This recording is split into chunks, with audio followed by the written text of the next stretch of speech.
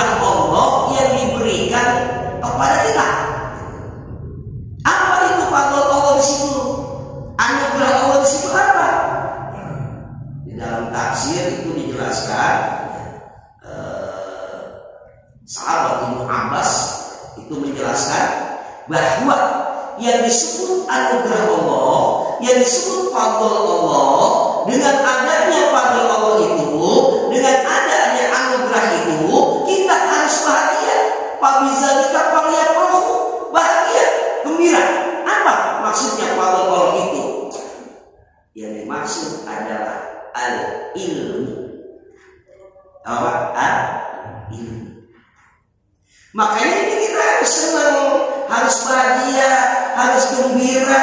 Masih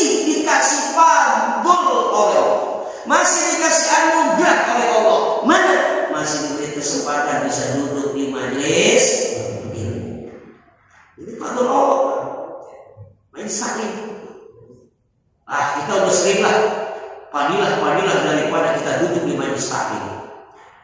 Yang pertama,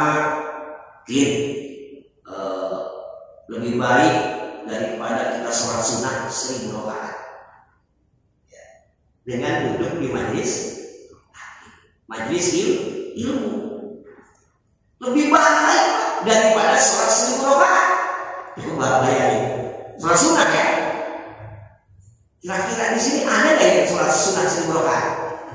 Nah, tarawih juga milihin imamnya. Iya makanya. Ustaznya gimana? Sama lah, nggak bisa. Nah, dengan duduk di majelis taklim ini bahagia kita, karena dikasih ini anugerah Allah, ini pada Allah. Buktinya lebih baik daripada kita sholat sunnah 1000 rakaat. Luar biasa. Ditambah lagi loh, lebih baik daripada kita menjenguk 1000 orang sakit. Kalau menjenguk orang sakit pakai modal apa nggak pakai modal? Pakai modal. Masa menjenguk orang sakit? Lenggang kaku. Minimalnya jeruk apel 1 kilo, 2 kilo. Padahal yang dijenguk makan apa jeruk itu? Dimakannya sama siapa? Apa yang nungguin?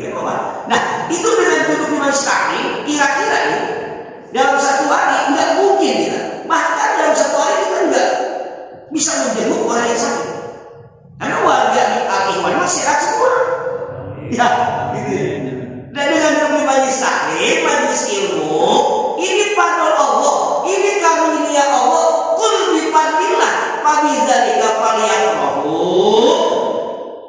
Diberikan oleh Allah lebih baik daripada 1000 kali kita menjenguk orang sakit.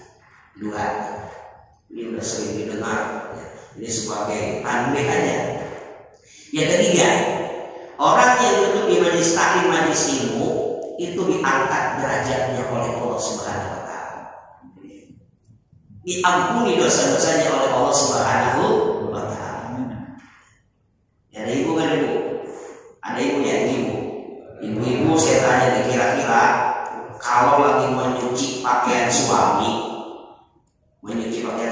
nih, terus sebelum dicuci dimasukin kamar mesin cuci, diperiksa dulu, ternyata ada duit, kira-kira duitnya mau dikasih ke suami atau diambil? Diambil deh Pak. Dosa itu. Harusnya dikasih ke suami. Dosa itu Bu. Dosa. Nah, mudah-mudahan dengan hadir ke majelis taklim, majelis ilmu, dosa itu gugur.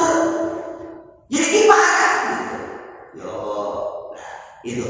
Maka Allah menjelaskan di dalam Al-Quran, Qul bi fadlillah, dengan fadl Allah, dengan karunia Allah, fabidzalika kamu harus berbahagia. Dalam tafsir, beberapa tafsir jelaskan ternyata fadl Allah itu adalah al-ilmu. Alhamdulillah. Yang kedua, wa bi rahmatihi. Yang kedua, harus kita bahagia dengan rahmat Allah. Apa itu rahmat Allah? Di dalam tafsir itu Ibnu Abbas dalam tafsir Al-Ma'ani kalau nggak salah, ya, itu yang dimaksud rahmat Allah adalah Muhammadun sallallahu alaihi wasallam, al-wiladatu Muhammadin sallallahu alaihi wasallam. Rahmat Allah itu dilahirkannya Nabi besar Muhammad SAW.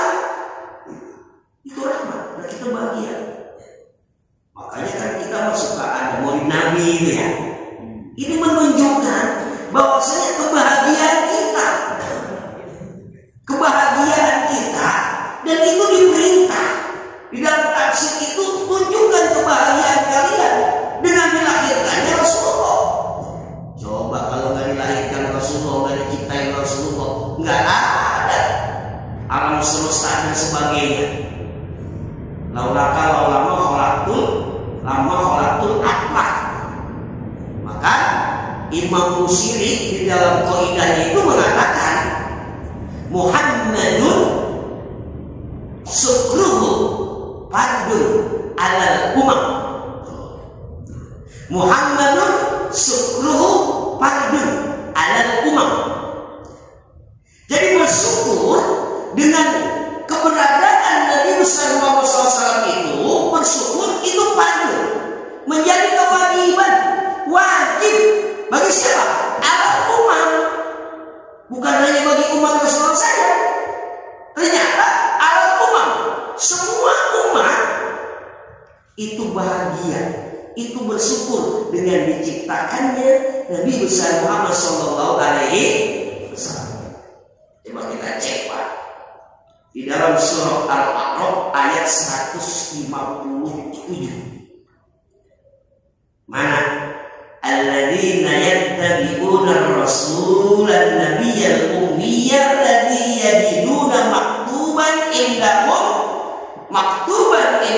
fit Taurati wal Injil. Orang-orang terdahulu ketika bicara sosok Nabi besar Muhammad SAW, mereka orang-orang terdahulu, umat-umat yang terdahulu itu lebih tahu daripada kita, lebih paham mereka daripada kita. Mereka sudah baca di Taurat dan di Injil, diceritakan sosok Nabi besar Muhammad SAW, ayahnya siapa, ibunya siapa, pamannya siapa, terus kakeknya siapa, lahirnya di mana, tanggal berapa, tahun apa, diutusnya umur berapa tahun, sebelum diutusnya ada kejadian apa, sebelum dilahirkan kejadian apa, ketika lahir ada apa, setelah lahir ada apa. Itu sudah diceritakan, sudah dibaca sama mereka di dalam kitab Taurat dan Injil. Bahkan mereka percaya itu, sehingga kepercayaan mereka itu lebih percaya dengan kitab suci yang menjelaskan itu tentang Nabi Sallallahu Alaihi Wasallam daripada dia percaya kepada anak-anaknya sendiri. Itu di Al-Quran dijelasin sosok Nabi itu. Makanya kita kan harus bahagia, dan memang ternyata falyafrahu, berbahagia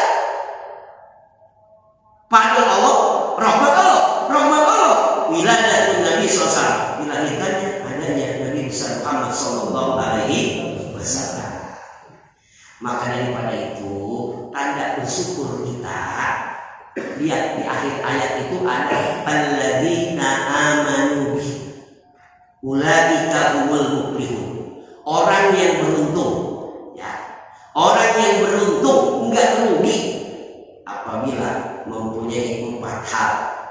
Yang pertama, alladzina amanu bi, orang-orang itu percaya, beriman kepada Nabi besar Muhammad Sallallahu Alaihi Wasallam. Masa orang-orang dulu pemegang Taurat, pemegang Injil, dia lebih percaya kepada kitab sucinya daripada dia percaya kepada istrinya suci daripada perbuatan zina. Tapi dia lebih percaya kepada isi kita tentang sosok Nabi Muhammad SAW. Maka di sini orang yang utuh, alladzina amanu bi, orang yang beriman percaya kepada Nabi Muhammad Sallallahu Alaihi Wasallam. Antum jabatan tinggi, harta melimpah, ya, terus kemana-mana dikawal, luar biasa. Tapi kalau antum tidak beriman kepada Rasulullah, tidak percaya kepada Rasulullah, itu omong kosong, rugi Pak. Karena syaratnya ulaika humul muflihun, yang untung bahagia adalah satu, alladzina amanu bi, beriman percaya kepada Rasulullah Sallallahu Alaihi Wasallam. Bohong Pak, kemana-mana dikawal, dihormati, dihargai, pokoknya hartanya banyak, duitnya banyak, jabatannya tinggi. Tapi kalau dia tidak beriman, tidak percaya kepada Rasulullah, itu nonsen, omong kosong. Karena orang yang bahagia, beruntung adalah yang beriman kepada Rasulullah. Masya Allah. Yang kedua, setelah beriman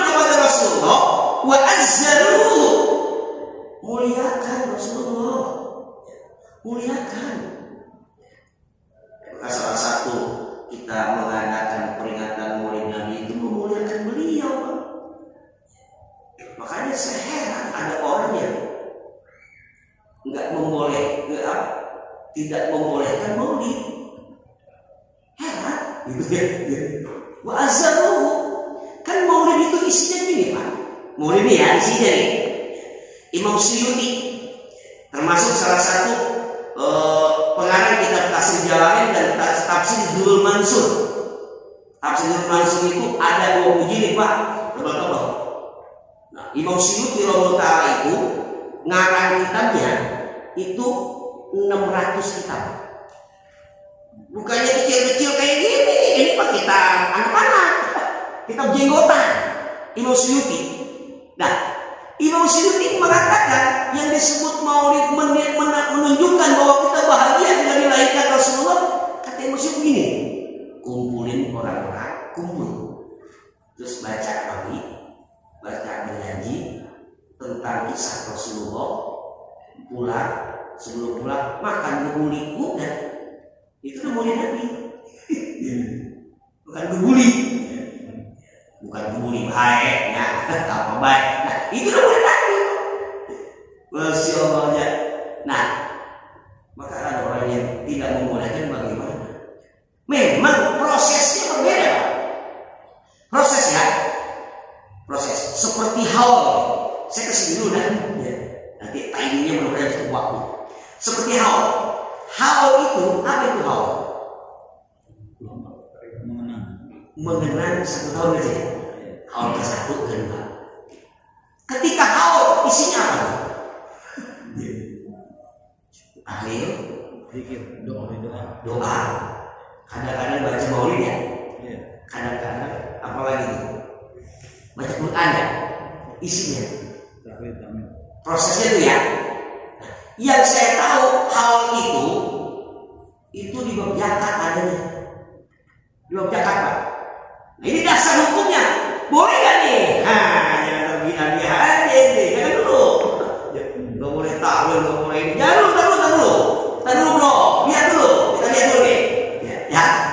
Hal itu apa namanya?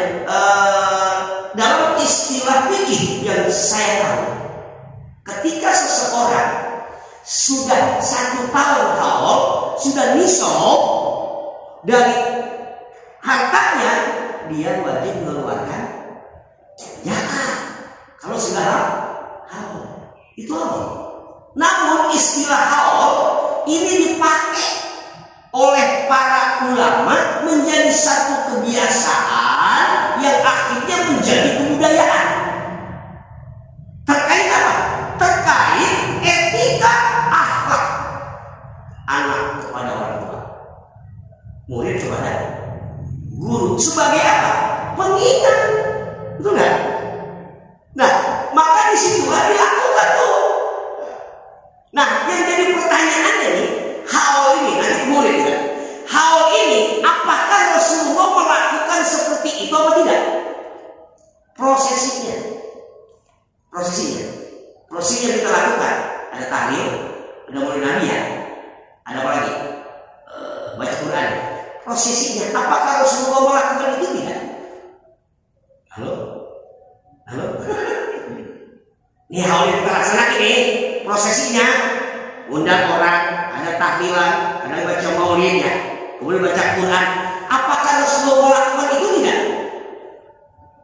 Halo? Ngelakuin enggak? Hah? Prosesnya. Ngelakuin enggak? Roman-romannya kagak Pak.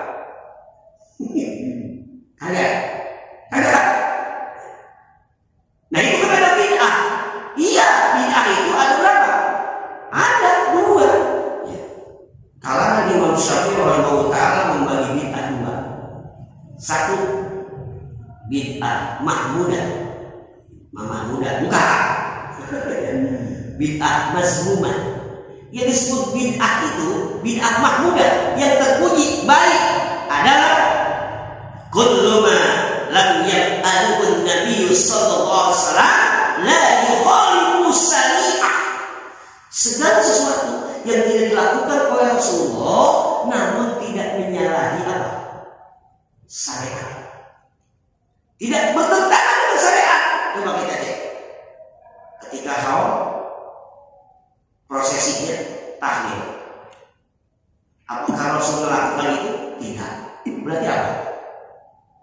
bid'ah. Nah sekarang kita kembalikan, tahlil baik ya? Baik. Berarti maksudnya apa? Mahmudah. Gitu. Baik. Nah kemudian ketika acara maulid itu atau maulid Nabi diperintahkan Rasulullah membaca maulid, Rasul melakukan itu enggak? Kagak Pak. Karena Rasulullah maulid Nabi itu adanya setelah Rasul meninggal. Setelah Rasul meninggal baru itu ada diba, ada berjanji, ya. Dari baca Rasul melakukan enggak? Enggak. Tapi substansi daripada kita baca maulid itu sudah diperintahkan oleh Allah. Perintahnya sangat luar biasa. Allah merintah sesuatu, Allah tidak melakukan. Allah merintah sholat, Allah enggak sholat. Allah merintah zakat, Allah enggak zakat. Allah merintah puasa, emang kalau kagak makan dan minum. Allah merintah haji, Allah enggak haji. Tapi ketika Allah merintah baca sholawat, Allah Subhanahu wa taala membaca sholawat. Innallaha wa malaikatahu yusholluna 'alan nabi. Ya ayyuhalladzina amanu shollu 'alaihi wasallimu taslima. Nah sekarang pada maulid Nabi, pada hal yang dibaca maulid Nabi itu memang prosesinya maulid Nabi enggak ada bid'ah mahmudah, tapi substansi daripada maulid Nabi itu memerintah kita membaca sholawat. Membaca sholawat diperintah enggak? Diperintah. Oh gitu. Makanya ya, gitu. Diperintah, bahkan sholawat luar biasa. Gitu. Nah kembali dari kepada hal proses yang kita lakukan tidak dilakukan Rasul jelas. Tapi apakah Rasul suka hawa atau tidak? Nah, hukumnya, dasarnya Rasul suka hawa atau tidak? Ternyata ada doa Rasul diabadikan di dalam surah Ar-Ra'd. Kalau nggak salah ayat 14.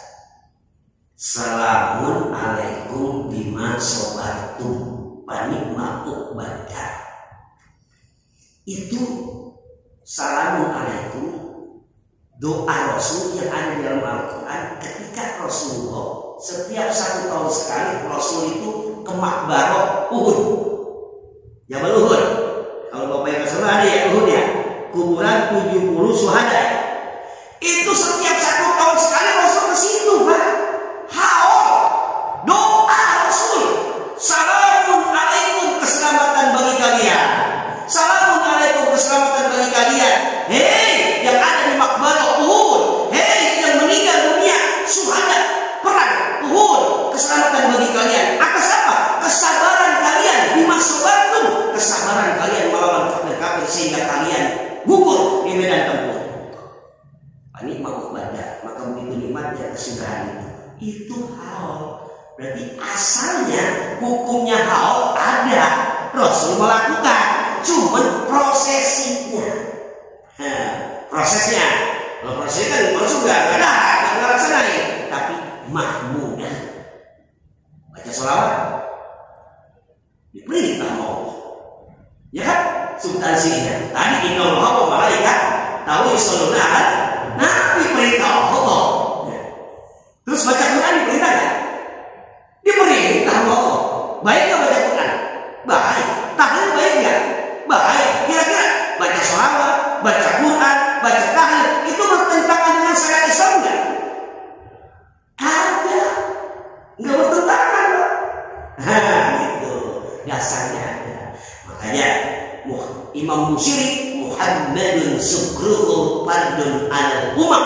Jangankan umat Rasulullah, umat-umat yang terdahulu pun mereka membaca sosok Nabi Muhammad, mereka membaca sifat Nabi Muhammad, akhlak Nabi Muhammad, keturunan Nabi Muhammad SAW sudah diceritakan di Taurat Injil. Mereka berbahagia, apalagi kita umatnya.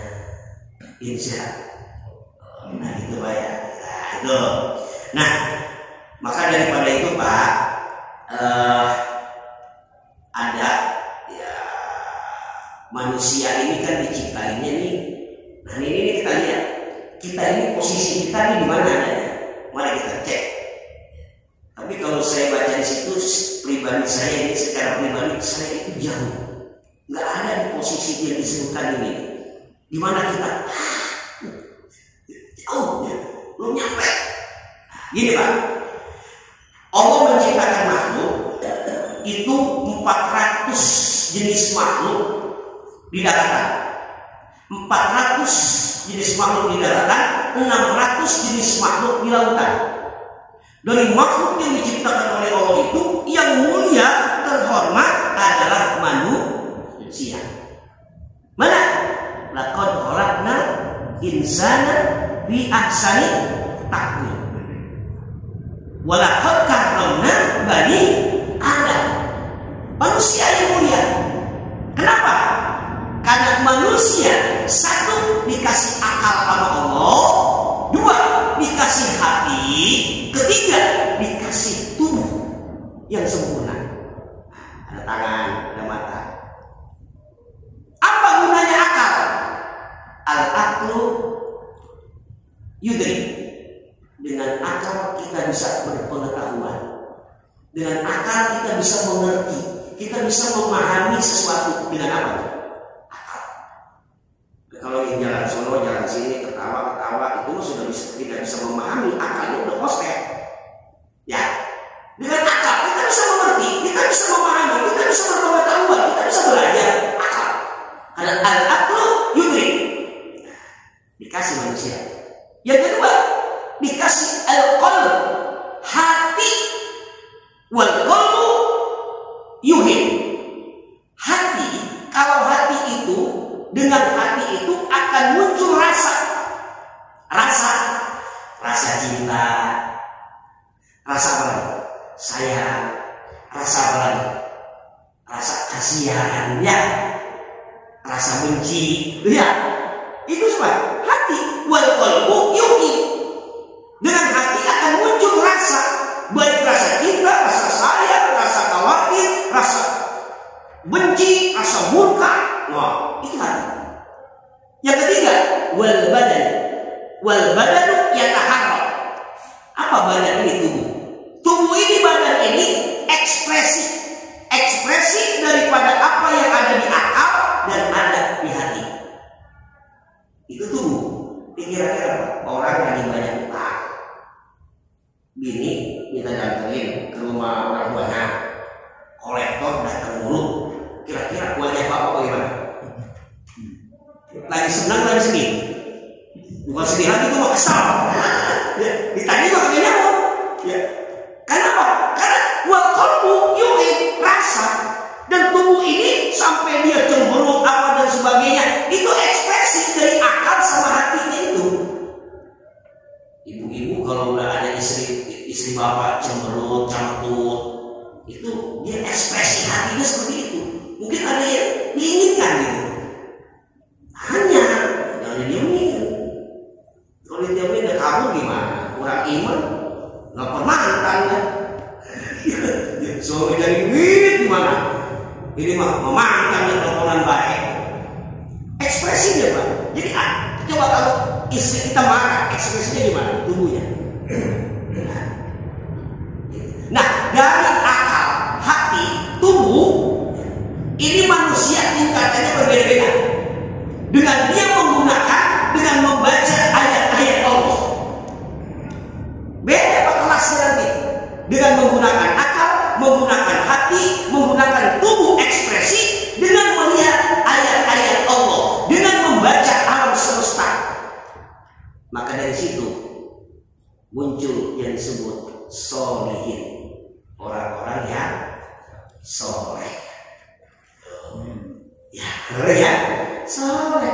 Nah, dari orang yang soleh ada lagi lebih tinggi Pak, lebih tinggi dari sholihin. Ya, lebih tinggi nih. Dengan akal, hati, tubuh, dengan membaca alam semesta, dia bisa sampai ke Allah. Merenung, bertafakur, kan? Ibadahnya cakep dengan tafakur itu. Hati, akal, tubuh diekspresikan di ibadah. Lebih tinggi lagi dari sholihin, yaitu siapa? Al-ulama. Para ulama yang mana? Ulama yang dalam hatinya itu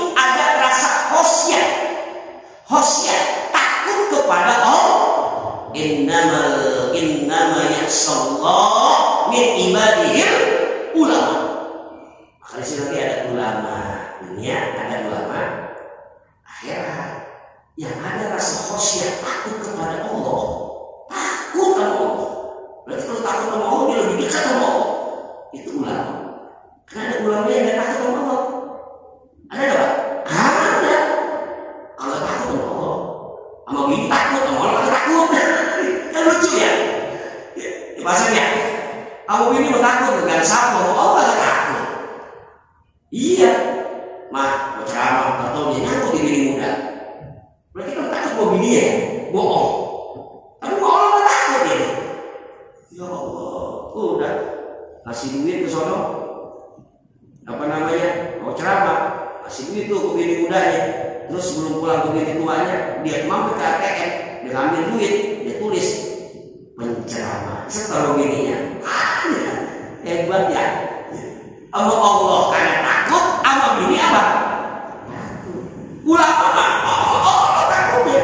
Nah maka semakin tinggi takutnya, nanti dari situ akan lebih tinggi lagi derajatnya, naik jadi aulia illah, wali Allah. Jadi wali betul. Nah kemudian dari itu ada lagi lebih tinggi Pak derajatnya. Siapa? Siddiqin. Maka kita segala doa, Allahumma hdina siratal mustaqim, siratal ladzina an'amta 'alaihim minan nabiyyin was-syuhada'i was-siddiqin ya. Siddiqin. Siapa siddiqin? Sholihin. Lebih tinggi lagi ulama, aulia, lebih tinggi lagi siddiqin. Siapa siddiqin? Siddiqin adalah man shadaqa qauluhu wa fi'luhu wa qalbuhu. Sudah nyatu hatinya, ucapannya, perbuatannya nyatu, zahir batinnya menyatu. Kalau kita kan beda. Bisa kita ngomong ke timur, hati kita mau ke sono. Ya, ini gak nyatu gitu kan. Ucapannya, perbuatannya, apalagi hatinya nyatu. Itu sedikit. Gak berbeda. Kalau ini mah buah. Kata Pak DKM buah jeruk. Jeruk ini manis. Dibukain semua Pak Haji. Dibuka, set, dikupas, benar manis. Sedikit. Tapi ketika kata Pak Asep, Agus ini jeruk manis. Dibuka sama Agus. Pas dibuka, dicobain asam. Dicobain asam. Kalau sedikit enggak manis, dibuka manis. Karena ada jeruk yang dimanis nih padahal apa? Asam. Kayak jeruk tahlilan itu. Ya kan? Nah, itu sedikit Pak, tinggi kan? Jadi sudah menyatu hatinya, ucapannya, perbuatannya, zahir batinnya menyatu. Wah, tinggi dulu. Nah, dari sedikit ada lagi yang lebih tinggi. Siapa? Al-Anbiya, para nabi. Ada berapa nabi? 124.000 nabi. Dan dari 124.000 nabi ada lagi yang tinggi. Siapa? Rasul. Berapa rasul jumlahnya? 313. Ada yang mengatakan 314, ada yang mengatakan 315. Bahkan tuh orang yang cerdas mah sampai bisa beli rumah, bisa kaya. Dari sejarah Rasul dia baca, dia menciptakan satu menjadi sutradara, dia munculkan film yang namanya Samson Betawi. Samson Betawi berarti kan Pak ya? Samson Betawi itu kan orang yang Samson yang makannya banyak, kemudian kekuatannya gimana? Bulu ketek ya? Ya, itu ada dulu sejarah Rasul yang 315 Rasul, ada salah satunya namanya Sam'un al-Ghazi. Kekuatannya bulu ketek. Jadi kalau dicampur ketek ini dia mah mau pintar dia. Ini Samson Betawi, Sam'un al-Ghazi, Samson Betawi kan dari Jawa Barat tuh. Ya kan? Pemerannya Benyamin. Untuk Benyamin nggak ngaku jadi Rasul ya kan? Itu kan. Tuh, itu Pak, 311. Nah, dari 315 ada lagi yang lebih tinggi derajat. 25 Nabi Rasul yang ada di dalam Al-Quran. Dari 25 Nabi ini ada lagi lebih tinggi, 5 besar namanya. Siapa? Ulul Azmi. Ulul Azmi, para Rasul yang ketabahannya, kesabarannya kuat. Satu Nabi Nuh, 800 tahun dakwah cuma dicongengin doang. Bahkan Nabi Nuh dulu bingung itu, Pak. Kan itu di kapal itu ya, ada hewan, ada manusia, ada buah-buahan, tumbuh-tumbuhan. Itu di situ ada gajah. Itu hewan kotok, ada ini, ada banyak modal, tai banyak bau. Kebanyakan apa? Tai airnya bingung bagaimana ini. Terus apalagi gajah kalau di rakyat, kata Allah, usap kening gajah. Pas usap kening gajah, disitulah diciptakan babi. Langsung babi itu tai kotor disantap bersih sama babi. Beres. Makanya Islam ngarang babi makannya itu lah. Habis itu. Di situ kagok ya. Saya taruh dulu sebentar 5 menit aja. Nah tuh, itu siapa? Nabi Nuh, kemudian Nabi Ibrahim, Nabi Musa, Nabi Isa. Nah dari 5 besar ini ada lagi yang lebih tinggi derajatnya. Siapa? Tidak tertandingi kesabarannya. Siapa? Nabi Muhammad Sallallahu Alaihi Wasallam. Kita butuh. Nah kita ada di mana? Solihin kagak. Apalagi ulama. Jauh. Kalau kita nggak kenal Rasulullah, kalau kita tidak diaku umat, rugi kita. Tapi ketika kita diaku umatnya sama Rasul, insya Allah beruntung kita beriman kepada Rasul, memuliakan Rasul, menolong pada seluruh apa yang diperjuangkan Rasul. Tolong Pak, bela apa yang Rasul dan bertabaku mengikuti Rasul. Diaku umat. Diaku umat senang hatiku itu umat. Ada orang lagi diseret-seret sama malaikat ke neraka. Nabi Adam melihat, ya Ahmad, itu ada umat kamu. Nama Rasul banyak. Sedang diseret-seret ke neraka sama malaikat. Langsung Rasulullah mengencangkan sarungnya, nyamperin malaikat. Hei malaikat, hentikan, itu umatku. Hentikan, jangan diseret ke neraka. Kata malaikat, nggak bisa ya Rasulullah, mohon maaf karena kami ini malaikat tidak pernah melanggar perintah Allah. Ini perintah Allah, harus diseret ke neraka, nggak bisa. Akhirnya Rasulullah mohon kepada Allah, ya Allah, itu umatku sedang diseret-seret sama malaikat mau masuk ke neraka. Hentikan ya Allah, hentikan. Perintahkan malaikat. Karena yang memohon Rasulullah, maka dihentikanlah itu siapa? Malaikat. Malaikat, jangan diteruskan. Itu umat Muhammad SAW. Kembalikan ke tempat penghisaban amal. Nah, dihisab lagi amalnya, ditimbang lagi, dikasih satu titik kecil sama Rasul. Tak disimpan, pas disimpan sama Rasul, titik kecil itu timbangan amal baiknya jadi banyak. Wah, satu titik. Ternyata orang itu pernah membaca sholawat Rasulullah, satu sholawat. Satu sholawat. Nah, itu yang terakhir mungkin kita kecintaan kita kepada Rasulullah. Ketika Rasulullah tidak di rumah, Sayyidatina Siti Aisyah itu sedang menjahit sesuatu, megang jarum, megang benang. Tiba-tiba pas lagi megang itu lampu lentera mati, gelap luar biasa. Jarum jatuh. Pas jarum jatuh, nah jarum kecil itu gelap banget, kan? Nggak ada kan? Susah. Tiba-tiba Rasul pulang. Pas Rasul pulang masuk dalam rumah itu, rumah terang luar biasa. Wah, terang luar biasa. Siti Aisyah ngambil jarum itu, mandang wajah Rasul, Masya Allah luar biasa. Cahaya engkau ya Rasulullah, ya Rasulullah. Coba kalau menghangis masuk ke rumah yang gelap, nyala, menghangis bukan bohong. Nah, tapi Rasulullah jawabnya gini, wailun, celaka, rugi. Siti Aisyah bertanya, nah ada apa ini? Apa maksudnya? Kata Rasul, orang yang nanti di akhirat tidak melihat wajahmu. Siapa tanya? Rasul di mana? Di surga, di neraka? Surga ya. Nah kalau orang yang tidak melihat wajah Rasul berarti di mana? Di neraka Pak. Siapa? Orang yang ketika disebut namaku tidak membaca sholawat. Itulah orang yang rugi, nanti tidak melihat wajahku di surga. Rasulullah Sallallahu Alaihi Wasallam. Maka kita baca salawat banyak. Salam yang kita diaku umat dan sahabat yang kecintaan kita.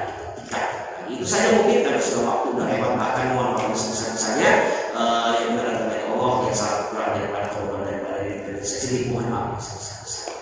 Wassalamualaikum warahmatullahi wabarakatuh. Yang menjadi mereka selalu yang dibayar kami oleh Nabi Allah yang lima akhir Alhamdulillah.